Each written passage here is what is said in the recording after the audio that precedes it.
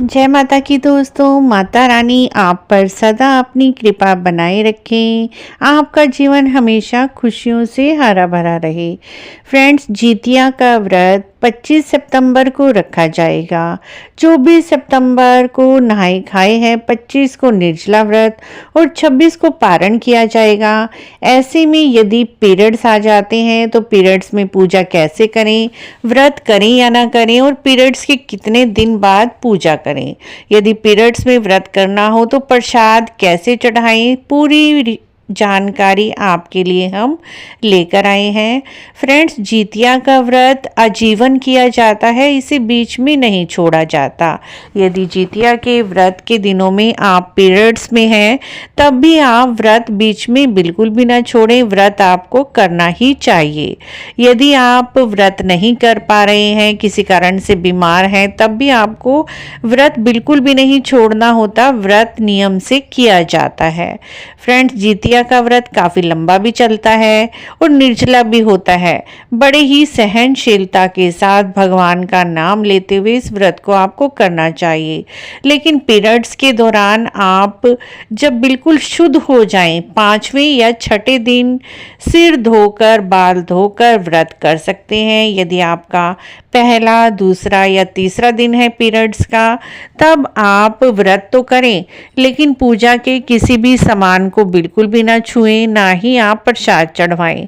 अपने नाम से आप प्रसाद निकलवा दीजिए, अपने पति के हाथों से निकलवा कर रख दीजिए। आपके स्थान पर आपका प्रसाद आपके घर में और फैमिली मेंबर हैं, आपकी सासू माँ है, जेठानी है, देरानी है या फिर आपकी ननद है या पड़ोस में कोई सहेली है, पड़ोसन है, उनसे भी आप अपने नाम का प्रसाद चढ़वा दीजिए। और आर्यार बरियार का जो पौधा होता है उनके गले मिला जाता है, उन्हें आप पूजा करते हैं तो आपके स्थान पर जो आपका पूजा का सामान चढ़ा रहे हैं उन्हीं से आप ये सब काम करवा सकते हैं।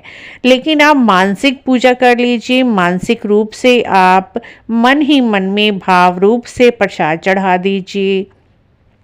उसी तरह से आप व्रत की कथा भी आप इस दिन अवश्य ही सुने।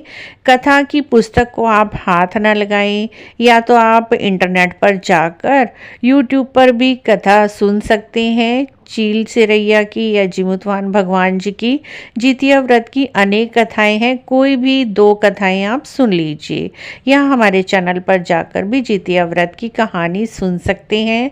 लेकिन आप व्रत बिल्कुल भी ना छोड़ें। यह व्रत बच्चों की कुशलता के लिए, बच्चों की दीर्घायु के लिए रखा जाता है। जो भी बच्चों का और सुहाग का व्रत किया जाता है वो आजीवन किए जाते हैं, इन्हें बीच में नहीं छोड़ा जाता। पीरियड्स में भी आप ये कंफ्यूज ना हो कि व्रत करें या ना करें, व्रत तो आपको करना ही है, चाहे पीरियड्स का पहला दिन है या चौथा दिन है। लेकिन यदि आप पीरियड्स के दौरान बिल्कुल शुद्ध हैं, शुद्ध अवस्था में ही आप सिर धोकर पूजा कर सकते हैं 5वें या 6ठे दिन। यदि आपके पीरियड्स का पहला, दूसरा, तीसरा दिन है तो आप पूजा के किसी सामान को हाथ ना लगाएं, ना ही आप पूजा का सामान बनाएं। या तो आप रेडीमेड बाजार में भी आजकल सभी सामान मिलते हैं, वो अपने पति से मंगवा लीजिए। और चढ़ाने का सामान या तो आपके पति भी चढ़ा सकते हैं। यदि आस पड़ोस में कोई और औरत नहीं है, आपकी जानकारी में, आपके परिवार में आपके अलावा कोई औरत नहीं है, तो आप अपने पति से ये सामान चढ़वा सकते हैं। या फिर आपके परिवार में देरानी जेठानी जो हैं उनसे भी आप पूजा करवा सकते हैं। आप केवल मानसिक पूजा कर लीजिए, व्रत कथा सुने अवश्य ही, क्योंकि व्रत का एक हिस्सा है कथा सुनना भी। बिना कथा सुने भी आपका व्रत पूर्ण नहीं होता। मानसिक पूजा कर लीजिए, आप तैयार होएं, उसी तरह से आप साड़ी पहने, श्रृंगार करें। सिंदूर आप सिंदूरा से ना भरकर लिक्विड सिंदूर लगा लीजिए और साथ ही अगले दिन व्रत का पारण भी करें।